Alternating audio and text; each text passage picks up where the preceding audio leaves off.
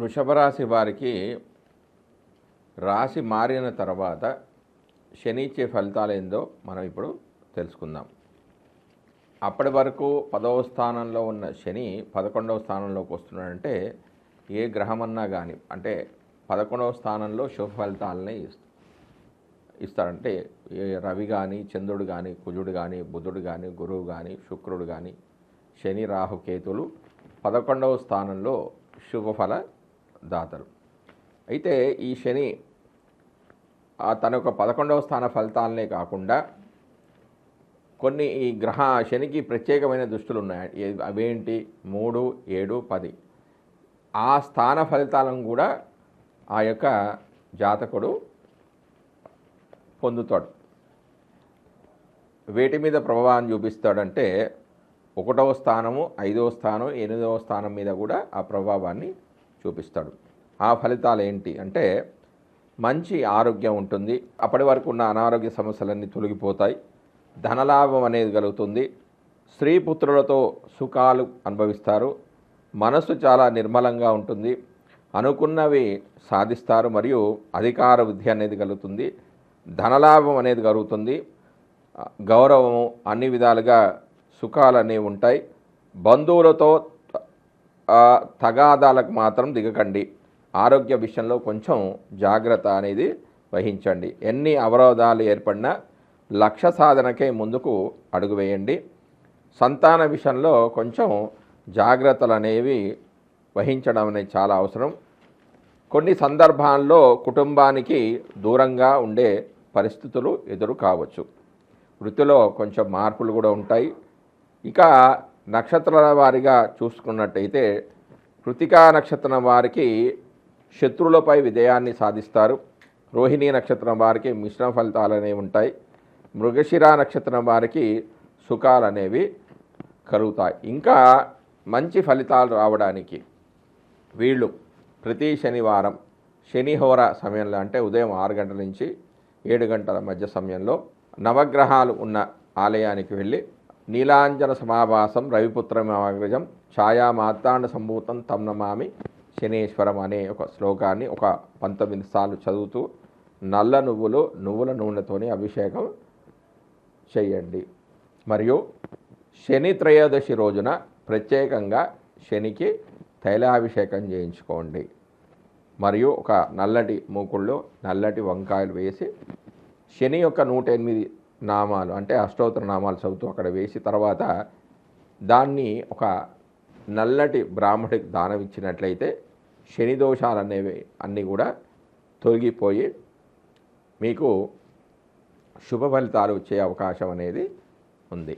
వృషభ రాశి వారికి శని అంటే శని వర్గము, గురువర్గము అనేవి ఉన్నాయి. అంటే కుజుడు, గురువు, రవి, చంద్రుడు వీరు ఒక వర్గం. శని వర్గం అంటే బుధుడు, శుక్రుడు, శని, రాహువు వీరు ఒక వర్గం. వృషభ రాశికి శుక్రుడికి శనికి మంచి సంబంధాలు ఉండవు కాబట్టి ఈ వృషభ రాశి వాళ్ళు ఎక్కువగా రెమెడీస్ అనేవి చేసుకోవాలంటే వృత్తి వ్యాపారాల్లో బాగా రాణించడానికి, వ్యాపారాలు మంచిగా జరగడానికి, అనారోగ్య సమస్యలు లేకుండా ఉండడానికి వీళ్ళు ముఖ్యంగా నక్షత్రాల పరిగా అంటే కృతికా ఈ వృషభ రాశిలో ఉన్న నక్షత్రాలు ఏంటి? కృతిక, రోహిణి, మృగశిర కాబట్టి వీరు శని దోషాలతో శని పరిహారాలతో పాటుగా అంటే ఇందాక చెప్పినట్టుగా శని యొక్క ధ్యాన శ్లోకాన్ని చదువుకోవడంతో పాటుగా కృతికా నక్షత్రానికి అధిపతి రవి కాబట్టి రవికి సంబంధించిన ఆదిత్యోదయ పారాయణం కూడా చేసుకోవాలి. రోహిణీ నక్షత్రానికి అధిపతి చంద్రుడు కాబట్టి చంద్రుడికి సంబంధించిన ధ్యాన శ్లోకాన్ని చదువుకోవడం మరియు దశావతారాల్లో చంద్రుడు అంటే కృష్ణుడికి సంబంధించిన శ్లోకాలు చదువుకోవడం అంటే కృష్ణుడి యొక్క కృష్ణాష్టకం చదువుకున్న మంచి ఫలితాలు వస్తాయి. ఆ విధంగానే మృగశిర నక్షత్రం అంటే మృగశిర నక్షత్రానికి అధిపతి కుజుడు కాబట్టి కుజుడు యొక్క ధ్యాన శ్లోకాన్ని కానీ సుబ్రహ్మణ్య స్వామి అష్టోత్తరాన్ని కానీ చదువుకున్నట్లయితే ఉత్తమ ఫలితాలు అనేవి వీళ్ళకి వచ్చే అవకాశం ఉంది. జయశ్రీమన్నారాయణ. శని ఎప్పుడూ బాధలు పెడుతూనే ఉంటాడా? శుభాన్ని ఇవ్వడా? మంచిని ఇవ్వడా? అసలు శని దేన్ని సూచిస్తాడు? శని యొక్క కారకత్వాలు ఏంటి అనేది నేను మీకు వివరిస్తాను. ముందుగా శని గురించి. గ్రహాలలో మంద గ్రహం అంటే శని. అంటే 2.5 నెమ్మదిగా వెళ్ళే గ్రహం ఏంటంటే శని గ్రహం. నిదానంగా నడిచే గ్రహం ఏంటంటే శని గ్రహం. అతి వేగంగా నడిచేదంటే చంద్రుడు. అంటే 2.5 రోజులు, అంటే 2.5 రోజుల్లో మారుతూ ఉంటాడు చంద్రుడు. స్లో అంటే శని గ్రహం. గ్రహాలలో మందగ్రహం శని నెమ్మదిగా సంచరిస్తుంది. వేగంలో బుధుడుంటే నెమ్మదితనంలో శని కనిపిస్తున్నాడు. శాంతిని ప్రశాంతతను కలిగించేవాడు శని. నెమ్మదితనంలో విశ్లేషణను తెలుసుకొని జీవన గమ్యంలో అంత్య వ్యవహారాల వరకు పరిశీలించగలిగేవాడు శని. సేవాతత్వం బాగా తెలుసుకొని పాటించేవాడు. ఈ తత్వాలు వ్యక్తులవే, గ్రహము ప్రేరణ మాత్రమే. సమాజంలోనూ సేవావృత్తులు అధికంగా ఉన్నాయి. ఉద్యోగాలన్నీ కూడా సేవ అంటే సర్వీస్ అనే పదంతో ముడిపెట్టినప్పటికీ నిజమైన సేవ చేసేవారు వీరంతా కూడా కాదు అనే అనిపిస్తుంది. శుభ్రం చేయడము శని యొక్క తత్వం. మనస్తత్వాన్ని, శరీరతత్వాన్ని కూడా శుభ్రం చేసి ఆధ్యాత్మిక భావాలను పెంచే శక్తి శనిగ్రహానికి ఉంది. వీధులను శుభ్రం చేయడం వంటి ఉద్యోగ వ్యవస్థకు సంకేతము శని. శరీరంలోనూ విసర్జన వ్యవస్థకు కారకుడు శని. శని కారకత్వం సరైన విధంగా లేకుంటే విసర్జన పదార్థాలు ఎక్కడికక్కడే ఉండి పోతాయి, వెంటనే వ్యాధులు కలుగుతాయి. అందుకే సమాజానికి శని అంటే భయం. అంతేకాకుండా వేగవంతమైన భావన కూడా నెమ్మదిగా పనిచేసేవాడు కావడం వల్ల ప్రస్తుతం ఉన్న వేగవంతమైన సమాజంలో ఇమడిపోవడం కష్టతరమవుతుంది. సమాజ అవసరాలకు అనుగుణంగా మారడం కోసమే శనితత్వాన్ని మార్పులు చేసే ప్రయత్నం చేయడమే శాంతి విధానం. పూజలు, పునస్కారాలు, ఈ ప్రయత్నాలతో ఆకాశంలో గ్రహమేమీ కూడా మారదు. ఆ గ్రహం ప్రేరణగా భావించే శరీరతత్వంలో, మనస్తత్వంలో మార్పులు అనేవి వస్తాయి. ఆ ప్రయత్నాలు తనను తాను తీర్చిదిద్దుకోవడంలో సహకరిస్తాయి. అందుకే జ్యోతిష్యం లోకంలో గణనీయమైన నయనస్థానాన్ని పొంది రాబోయే మంచి చెడులను చూడగలుగుతుంది, ఊహించగలుగుతుంది. శరీరంలో బద్ధకానికి అసలైన కారకుడు ఎవరంటే శని. వ్యాధులు మలబద్ధకంతో మొదలవుతాయి. వీటికి ప్రతీకగా జలాన్ని ఇవ్వడం ద్వారా కొంత మార్పు అనేది ఉంటుంది. వాయుతత్వ గ్రహం ఏంటంటే శని. గ్యాస్ ట్రబుల్ అనే కడుపు నొప్పికి కారకుడు శని.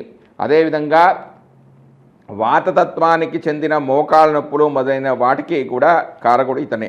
విసర్జన వ్యవస్థకు సంబంధించిన అన్ని లోపాలకు శని కారకుడు. ఇవన్నీ వ్యక్తులలో, సమాజంలో గమనించి ఏర్పాటు చేసినవే. బద్ధకాన్ని తొలగించుకోవడానికి అవసరమైన శారీరక శ్రమ, ప్రాణాయామము, యోగాసనాలు వంటి వాటి వల్ల శని వల్ల కలిగే దోషాన్ని తొలగించవచ్చు.